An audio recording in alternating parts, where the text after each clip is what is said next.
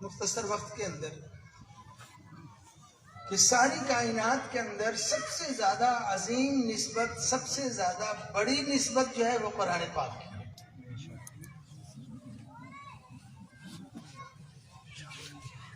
اللہ جل شانہ کے ساتھ بھی اس کی بڑی عظیم نسبت ہے کہ کائنات کی ساری چیزیں مخلوق ہیں، لیکن یہ قرآن پاک یہ مخلوق نہیں ہے، اللہ جل شانہ کی ذات بابرکات کے اندر سے نکلی ہوئی چیز ہے، ان کا کلام ہے. اور دوسری جو نسبت ہے اس قرآن پاک کو، وہ بھی بڑی عظیم ہے کہ یہ قرآن پاک حضور صلی اللہ علیہ وسلم کا سب سے بڑا معجزہ ہے، سب سے بڑا معجزہ.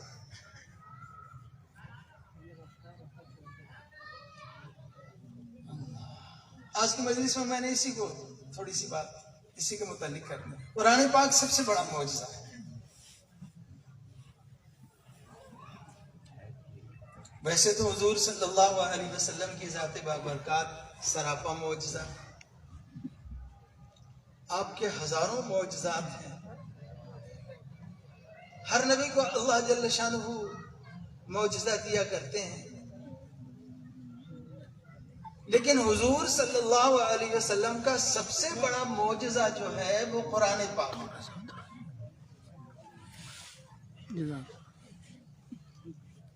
اس بات کو میں تھوڑا سا پھیلا کے عرض کرتا ہوں. اللہ جل شانہ ہر نبی کو معجزات دیتے ہیں، لیکن اس میں جو سب سے بڑا معجزہ ہوتا ہے وہ اس نبی کے دور میں سب سے زیادہ جو ترقی یافتہ شعبہ ہوتا ہے، بظاہر اس سے ملتا جلتا ہے. اس بات کو ذہن میں بٹھائیں. اللہ جل شانہ نے انبیاء کرام علیہ السلام کو معجزات دیے، بہت سارے دیے. ہر نبی کا جو سب سے بڑا معجزہ ہے، اس دور کا معاشرے کے اندر جو سب سے زیادہ ترقی یافتہ شعبہ ہوتا ہے، وہ معجزہ بظاہر اس سے ملتا جلتا ہے، لیکن اس ترقی یافتہ شعبے کے جو صاحب کمال حضرات ہوتے ہیں، ماہرین، اس معجزے کو دیکھ کر کے پٹ جاتے ہیں، زیر ہو جاتے ہیں اور یہ پکار اٹھتے ہیں یہ کسی انسان کی بات نہیں ہے، معجزہ ثابت ہو جاتا ہے. بطور مثال کے سمجھیں، حضرت موسیٰ علیہ السلام کو اللہ پاک نے بہت سارے معجزات دیے. سب سے بڑا معجزہ کیا ہے؟ آپ کے ہاتھ کے اندر جو عصا تھا، جب اس کو یوں ڈالتے تھے تو وہ اژدہا بن جاتا تھا، سانپ بن جاتا تھا. ایسے ہی حضرت موسیٰ علیہ السلام اپنی بغل کے اندر ہاتھ ڈالتے تھے اور جب وہ نکالتے تھے تو اس کی روشنی ایسی ہوتی تھی کہ سارا مجمع جو ہے وہ حیران ہو جاتا تھا، آنکھیں ان کی چکا چوند ہو جاتی تھی. اور جب وہ دوبارہ جو ہے ہاتھ ڈالتے تھے تو پہلے کی طرح ہو جاتا تھا. یہ دو بڑے معجزات.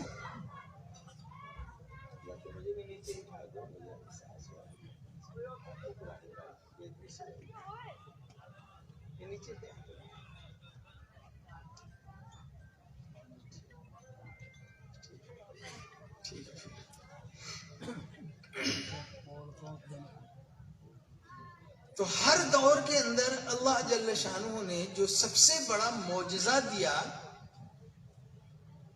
اس دور کا جو سب سے زیادہ ترقی یافتہ شعبہ ہے، بظاہر اس سے ملتا جلتا ہے.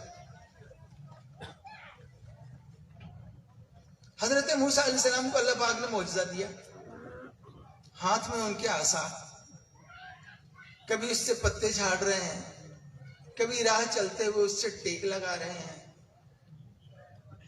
بکریوں کو ہانک رہے ہیں. لیکن یہی عصا جب فرعون کے سامنے ڈالتے تھے تو وہ ثعبان مبین بہت بڑا اژدہا بن جایا کرتا تھا. یہ تھا نا جی معجزہ. اب دیکھو حضرت موسیٰ علیہ السلام کے دور کے اندر معاشرے کے اندر سب سے زیادہ ترقی یافتہ شعبہ کیا تھا؟ ان کی جادوگری تھی. سب سے زیادہ معزز معاشرے میں وہ شمار کیا جاتا تھا جو سب سے بڑا جادوگر.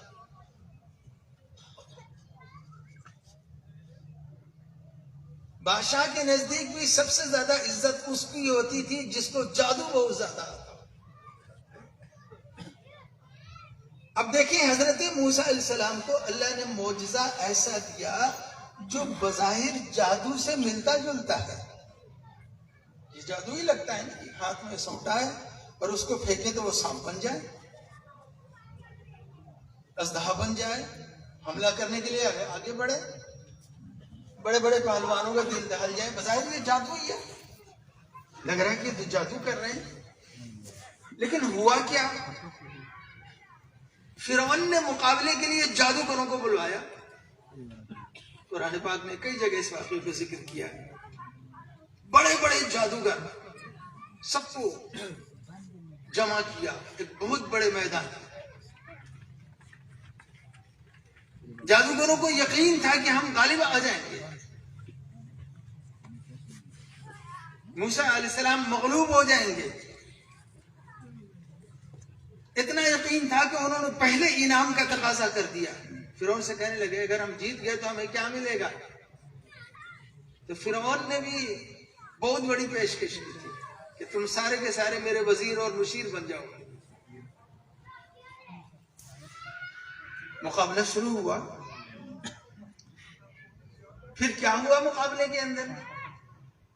سارے جادوگروں نے موسیٰ علیہ السلام کے سونٹے کی طرح رسیاں اور اپنی لاٹھیاں پھینکی اور سارا میدان سانپوں سے بھر کر کے لہراتا ہوا حضرت موسیٰ علیہ السلام کی جانب گیا، چلنے لگا.